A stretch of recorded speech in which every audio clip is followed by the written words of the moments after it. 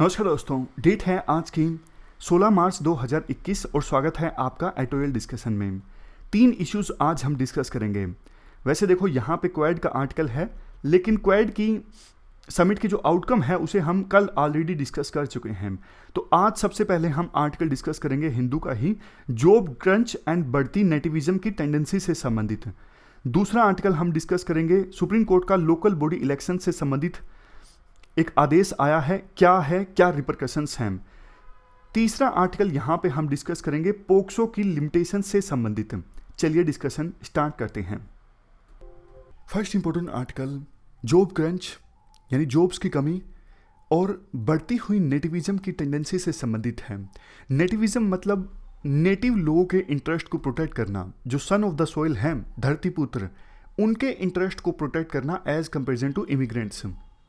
इशारा साफ तौर पे हरियाणा समेत कुछ दूसरे राज्यों में लोकल लोगों को जॉब्स में रिजर्वेशन देने के लिए जो कानून आया है वो उस तरफ है। उस चीज़ को बोला गया है नेटिविज्म, यानी नेटिव लोगों को ज़्यादा तवज्जो देना। आप जीएस पेपर 3 के इस टॉपिक से आर्टिकल को रिलेट कर सकते हो।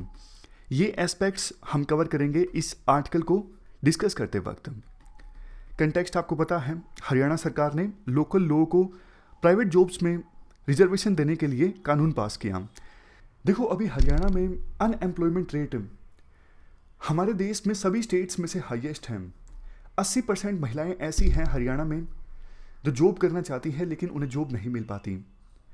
हरियाणा में ऑलमोस्ट आधे जो ग्रेजुएट्स हैं वो जॉबलेस हैं। जॉब सिचुएशन हरियाणा में काफ़ी ज़्यादा ख़राब है। टोटल 18 मिलियन वोटर्स हैं हरियाणा में, जिनमें से 11 मिलियन तो अनएम्प्लॉयड हैं। और देखो इतिहास हमें ये चीज़ बताता है कि अगर बेरोजगारी बढ़ती है तो वहाँ पे सोशल क्रांति आती है, पॉलिटिकल हलचल पैदा होती है, इंस्टेबिलिटी आती है। तो इस सब सिचुएशन को देखते हुए हरियाणा की सरकार ने जो ये कानून बनाया है वो पॉलिटिकल मोटिवेटेड भी है और सोशल मोटिवेटेड भी है। क्या हरियाणा एकमात्र ऐसा राज्य है जिसने ऐसा कानून बनाया है? नहीं। कुछ और राज्य जैसे आंध्र प्रदेश, मध्य प्रदेश, वो भी इसी तरफ आगे चल रही हैं। और हाल ही में झारखंड की गवर्नमेंट ने भी अप्रूव किया कि हम भी झारखंड के रेजिडेंट्स को रिजर्वेशन देने के लिए जॉब्स में इस प्रकार का कानून बनाएंगे।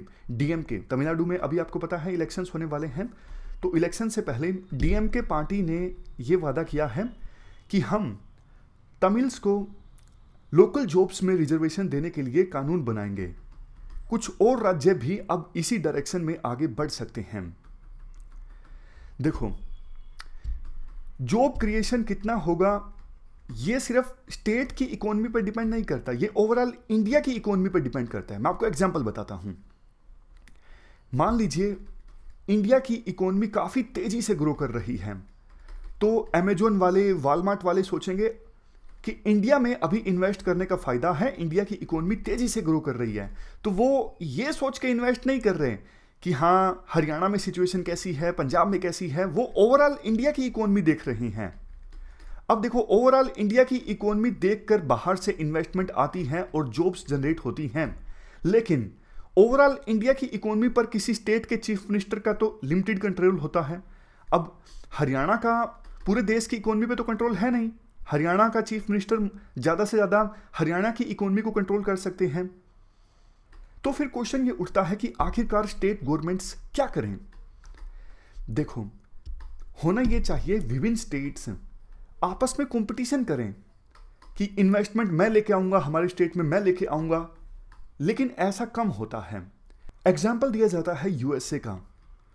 जब देखो अमेजोन ने डिसाइड किया था 2018 में कि हम यूएसए में अपना सेकंड हेडक्वार्टर बनाएंगे। हेडक्वार्टर तो वैसे एक ही होता है, मतलब सेकंड बड़ा ऑफिस बनाएंगे। तो फिर उस समय यूएसए के विभिन्न प्रोविंसेस के बीच एक कंपटीशन देखने को मिला अमेजोन को अट्रैक्ट करने के लिए, क्योंकि प्रोविंसेस को पता था, स्टेट्स को पता था कि अमेजोन जिस भी प्रोविंस में अपना बड़ा ऑफिस बनाएगा वहां पे जॉब्स तो जनरेट होंगी ही। तो इंडिया में भी इसी प्रकार का हेल्दी कंपटीशन विभिन्न स्टेट्स के बीच देखने को मिलना चाहिए। आपके मन में वैसे एक क्वेश्चन ये भी आया होगा कि स्टेट कर क्या सकते हैं इन्वेस्टमेंट को अट्रैक्ट करने के लिए? बहुत कुछ कर सकते हैं, बहुत कुछ नहीं भी कर सकते हैं। जैसे ये आगे की स्लाइड्स देखिए, इन्वेस्टमेंट अट्रैक्ट करने के लिए आज के समय में स्टेट्स क्या कर सकते हैं और क्या नहीं कर सकते हैं। देखो, state government high quality local infrastructure establish कर सकती है नया बिजनेस अट्रैक्ट करने के लिए। मान लीजिए आप इन्वेस्टर हो, आपको इंडिया में इन्वेस्ट करना है, तो आप क्या देखोगे, किस राज्य में आप इन्वेस्ट करना चाहोगे? आप बहुत कुछ देखोगे कि लैंड मुझे कहाँ पे सस्ता अवेलेबल है। लेकिन अब लैंड तो देखो राजस्थान के थार डेजर्ट में भी उपलब्ध है, लेकिन आप और भी चीज़ें देखोगे, इकोसिस्टम कैसा है वहाँ पे, ऑलरेडी क्या एक इकोसिस्टम बना हुआ है बिजनेस करने के लिए। अब थार डेजर्ट में आप फैक्ट्री आपने इस्टेब्लिश कर दी, वहाँ पे ना पानी है ना बिजली है, मतलब बुनियादी जो सुविधाएं हैं वो नहीं हैं।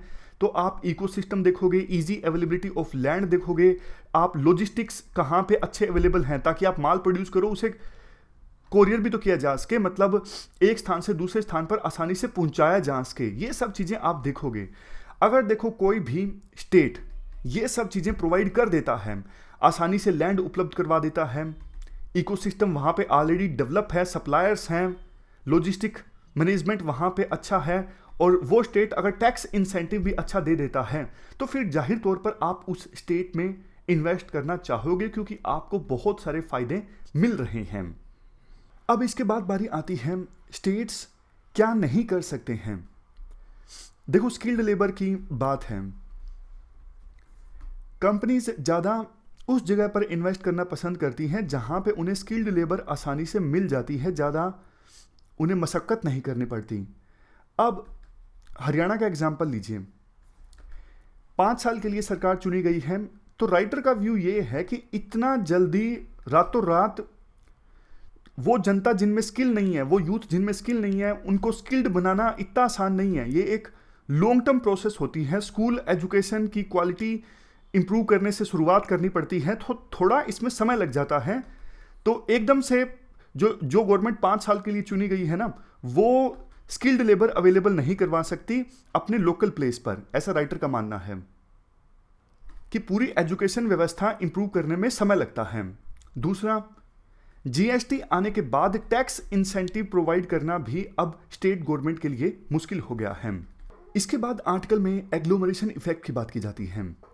मैं आपको एग्जाम्पल की सहायता से बताता हूं। देखो, मान लीजिए अमेजोन कंपनी ऑलरेडी इस्टेब्लिश्ड है कर्नाटक में।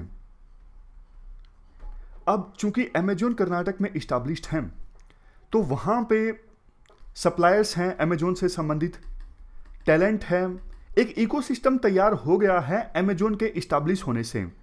अब इसके बाद मान लीजिए फ्लिपकार्ट को भी अपना ऑपरेशंस का जो प्लेस है वो इस्टेब्लिश करना है, तो ज़्यादा संभावना है कि वो उसी जगह पे अपना ऑफिस इस्टेब्लिश करेगी जहां पे अमेजोन है। क्यों? क्योंकि देखो, अमेजोन ने काफ़ी एफर्ट्स लगाए हैं इकोसिस्टम को तैयार करने में कर्नाटक में, तो फिर फ्लिपकार्ट इसका फ़ायदा उठाना चाहेगी। तो ये होता है एग्लोमरेशन इफेक्ट कि जहां पे ऑलरेडी इकोसिस्टम होता है ना, वहीं पर नई कंपनीज उसी नेचर के इस्टेब्लिश होना पसंद करती हैं। गवर्नमेंट तो क्या देखती है? गवर्नमेंट देखो ये देखती है कि वो स्टेट्स जहां पे डेवलपमेंट नहीं आई है वहां पे कोई पीएसयू इस्टेब्लिश किया जाए ताकि उस रीजन में भी डेवलपमेंट आ सके। लेकिन प्राइवेट कंपनीज ऐसा नहीं सोचती। प्राइवेट कंपनीज तो सोचती हैं कहाँ पे बिजनेस करना आसान है, और बिजनेस करना देखो ज़्यादा आसान होता है जो स्टेट्स ऑलरेडी रिच हैं, जहाँ पे ऑलरेडी डेवलपमेंट है, क्योंकि वहाँ पे पूरा इकोसिस्टम ऑलरेडी तैयार है। इसीलिए होता क्या है, जो ऑलरेडी डेवलप स्टेट्स है ना, वो और ज़्यादा डेवलप होते जाते हैं और इनइक्वालिटी जो है विभिन्न स्टेट्स के बीच बढ़ती जाती है। ये एक रीज़न है। अब लास्ट में कंक्लूजन में राइटर ये बोलना चाहते हैं कि देखो, ये जो विभिन्न स्टेट्स के बीच बढ़ती हुई इनइक्वालिटी है कि जो अमीर स्टेट हैं वो और ज़्यादा अमीर होते जा रहे हैं, गरीब और ज़्यादा गरीब होते जा रहे हैं। इसके साथ साथ impending demographic disaster. Demographic disaster मतलब अब यूथ पॉपुलेशन हमारे देश में इतनी ज़्यादा है, स्किल्स हम दे नहीं पा रहे हैं, तो इसलिए अनएम्प्लॉयमेंट बढ़ रही है। तो वो बात हम याद कीजिए, बार बार बोला करते थे, अगर डेमोग्राफिक डिविडेंड को समय रहते यूटिलाइज नहीं किया गया तो ये डेमोग्राफिक डिजास्टर हो जाएगा, और राइटर के अनुसार अभी वही हो रहा है। और तीसरे नंबर पे इलेक्टेड स्टेट गवर्नमेंट्स के पास में फिजिकल ऑटोनॉमी भी नहीं है जीएसटी आने के बाद में। तो इस वजह से जो नेटिविज्म की टेंडेंसी है कि आप नेटिव लोगों के इंटरेस्ट को प्रोटेक्ट कीजिए, ये टेंडेंसी हमारे देश के विभिन्न राज्यों में बढ़ रही है। तो सरकार, जो सेंट्रल गवर्नमेंट है, वो इसको पहचाने और जो रूट काजेज हैं उन पर ध्यान दे।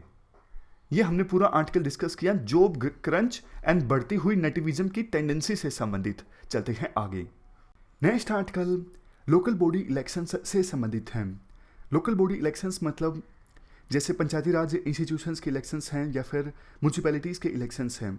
आप जीएस पेपर 2 के इस टॉपिक से आर्टिकल को रिलेट कर सकते हो और ये सारे एस्पेक्ट्स हम शामिल करेंगे इस आर्टिकल के डिस्कशन में।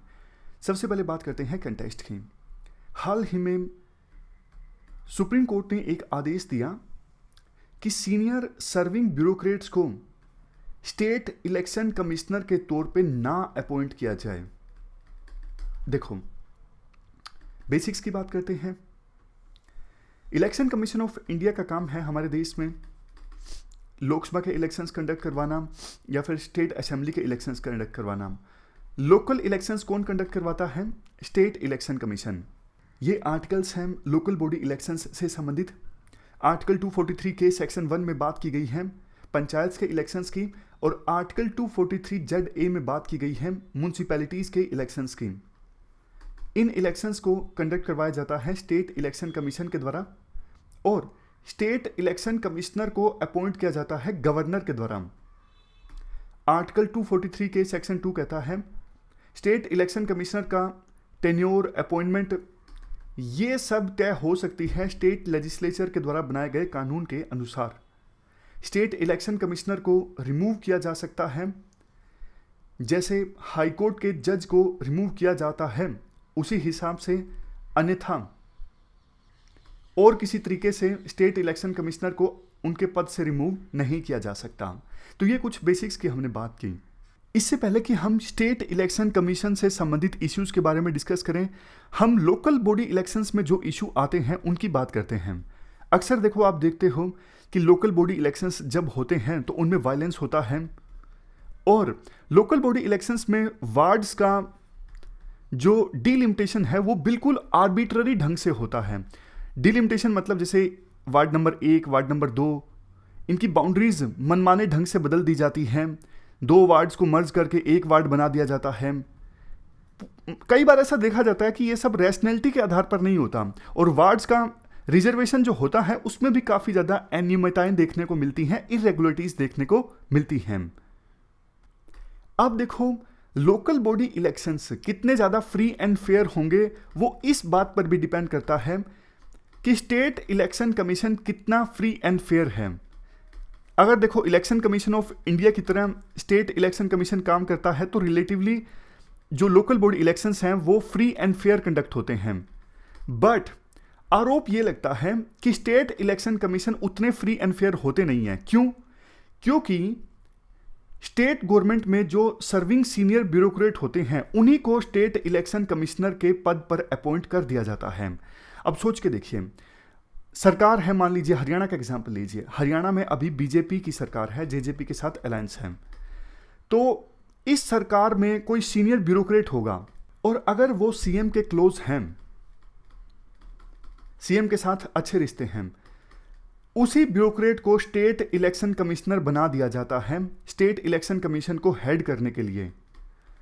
अब देखो, वो ब्यूरोक्रेट जो सीएम के क्लोज है उसे स्टेट इलेक्शन कमिश्नर बना दिया गया है। अब उसी स्टेट इलेक्शन कमीशन के गाइडेंस में लोकल बॉडी इलेक्शंस कंडक्ट होंगे, तो जाहिर तौर पर कहीं ना कहीं लोकल बॉडी इलेक्शंस का फ्री एंड फेयर कंडक्ट होना मुश्किल है। अपोजिशन पार्टीज आरोप भी लगाती हैं कि देखो, स्टेट इलेक्शन कमीशन जो है वो इंडिपेंडेंट होकर काम नहीं कर रहा है, क्योंकि state election commissioner state government के एम्प्लॉय हैं। तो अभी आपने देखा होगा कि इलेक्शन कमीशन ऑफ इंडिया में जो सर्विंग ब्यूरोक्रेट हैं वो इलेक्शन कमिश्नर नहीं होते। इलेक्शन कमीशन ऑफ इंडिया में जो इलेक्शन कमिश्नर होते हैं वो या तो रिटायर्ड ब्यूरोक्रेट होते हैं या फिर दूसरे लोग होते हैं। ज़्यादातर तो देखो रिटायर्ड आईएएस को ही इलेक्शन कमिश्नर बनाया जाता है इलेक्शन कमीशन ऑफ इंडिया में, लेकिन वो रिटायर्ड होते हैं। सर्विंग ब्यूरोक्रेट को नहीं बनाया जाता इलेक्शन कमीशन ऑफ इंडिया में election commissioner. But state election commission में ऐसा नहीं होता। स्टेट इलेक्शन कमिश्नर में इवन सर्विंग ब्यूरोक्रेट्स को ही इलेक्शन कमिश्नर बना दिया जाता है, और इसी बात को लेकर सुप्रीम कोर्ट को दिक्कत है।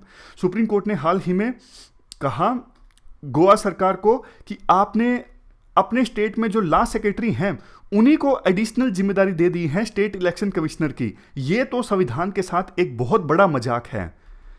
लॉ सेक्रेटरी आपकी बात मानेंगे, वो कैसे इंडिपेंडेंट होकर स्टेट इलेक्शन कमिश्नर के तौर पे काम करेंगे? ये संविधान के साथ बहुत बड़ा मजाक है। तो अभी सुप्रीम कोर्ट ने अपने आर्टिकल 142 बहुत स्ट्रॉन्ग आर्टिकल है। आर्टिकल 142 के तहत लिखा गया है सुप्रीम कोर्ट कुछ भी कर सकता है जस्टिस इंश्योर करने के लिए। तो इसी पावर का इस्तेमाल करते हुए सुप्रीम कोर्ट ने विभिन्न स्टेट इलेक्शन कमिश्नर्स को कहा कि अगर देखो आप स्टेट गवर्नमेंट के एम्प्लॉय हो तो आप स्टेट इलेक्शन कमिश्नर की पोस्ट को छोड़ दीजिए। बहुत अच्छा आदेश है सुप्रीम कोर्ट का ये स्टेट इलेक्शन कमिशंस को इंडिपेंडेंट बनाने के लिए। तो साफ तौर पे सुप्रीम कोर्ट ने बोला है कि भैया अगर आप स्टेट गवर्नमेंट के एम्प्लॉय हो तो फिर आप स्टेट इलेक्शन कमिश्नर नहीं हो सकते, इलेक्शन कमिश्नर को इंडिपेंडेंट होना जरूरी है। लास्ट में कंक्लूजन में भी यही बोला जाता है कि सुप्रीम कोर्ट का ये जो ऑर्डर है बहुत ही अच्छा है, साफ तौर पर सिग्नल है स्टेट गवर्नमेंट्स को कि आप स्टेट इलेक्शन कमीशंस को इंडिपेंडेंट बनाइए ताकि लोकल बॉडी इलेक्शंस भी फ्री एंड फेयर कंडक्ट हो सकें। इसके बाद लास्ट में देखो वैसे सेकंड एआरसी की रिकमेंडेशंस की बात भी की जाती है स्टेट इलेक्शन कमीशंस को की कार्यप्रणाली को इंप्रूव करने के लिए। सेकंड एआरसी की रिपोर्ट में यह कहा गया था, देखो स्टेट इलेक्शन कमिश्नर को अपॉइंट किया जाए गवर्नर के द्वारा, लेकिन एक कोलिजियम की रिकमेंडेशंस के बाद, और उस कोलिजियम में कौन कौन हो, चीफ मिनिस्टर हो, स्टेट लेजिस्लेटिव असेंबली के स्पीकर हो और लीडर ऑफ अपोजिशन हो, इन 3 लोगों का कोलिजियम हो और ये कोलिजियम गवर्नर को रिकमेंड करे और उस रिकमेंडेशन के आधार पर गवर्नर स्टेट इलेक्शन कमिश्नर को अपॉइंट करें। नेक्स्ट, इंस्टीट्यूशनल मैकेनिज्म क्रिएट किया जाए ताकि इलेक्शन कमीशन ऑफ इंडिया और स्टेट इलेक्शन कमीशन आपस में एक कॉमन प्लेटफॉर्म पे कोऑर्डिनेट कर सकें, एक दूसरे से सीख सकें और रिसोर्सेज को शेयर कर सकें। अभी तो देखो ज़्यादातर तो स्टेट इलेक्शन कमीशंस ही सीखते हैं इलेक्शन कमीशन ऑफ इंडिया से, क्योंकि ज़्यादातर स्टेट्स में स्टेट इलेक्शन कमीशन की जो कार्यप्रणाली है वो ज़्यादा अच्छी होती नहीं है। लेकिन उम्मीद ये है कि सुप्रीम कोर्ट की इस जजमेंट के बाद स्टेट इलेक्शन कमीशंस भी ठीक से काम कर सकेंगे। चलते हैं आगे। इसके बाद नेक्स्ट आर्टिकल पोक्सो की लिमिट्स के बारे में है। आप जीएस पेपर 2 के इस टॉपिक से आर्टिकल को रिलेट कर सकते हो। ये सारे एस्पेक्ट्स हम शामिल करेंगे इस आर्टिकल की डिस्कशन में। देखो पोक्सो जो एक्ट है वो 18 साल से कम उम्र के जो बच्चे हैं उनको प्रोटेक्ट करने से संबंधित है। किससे? सेक्सुअल असॉल्ट से, सेक्सुअल हरासमेंट, पोर्नोग्राफी, इन सब चीज़ों से अगर बच्चे पीड़ित हैं तो फिर जो अक्यूज्ड हैं उनके खिलाफ मुकदमा चलता है पोक्सो एक्ट के तहत। देखो एक चीज़ जो सबसे ज़्यादा इंपॉर्टेंट है जिस पे ये पूरा आर्टिकल बेस्ड है, 18 साल से कम के जो बच्चे हैं ना उनके साथ अगर किसी प्रकार से फिजिकल रिलेशन इस्टेब्लिश किए जाते हैं तो वो रेप कहलाएगा, बेशक माइनर की कंसेंट इन्वॉल्व हो। समझ गए? बेशक माइनर इन्वॉल्व हो उस फिजिकल रिलेशन के एक्ट में, लेकिन वो रेप ही कहलाएगा। ये है पोक्सो एक्ट। बट इस आर्टिकल में कहा जाता है, जो कि एक जजमेंट से प्रेरित है, हाल ही में मद्रास हाईकोर्ट का एक जजमेंट आया कि देखो ये जो उम्र है ना 16 से 18 साल के बीच की, इसमें जो एडोलसेंट हैं काफ़ी तरह के चेंजेस से गुजर रहे होते हैं। Biological changes, sexual changes, physical changes, neurological changes, social changes.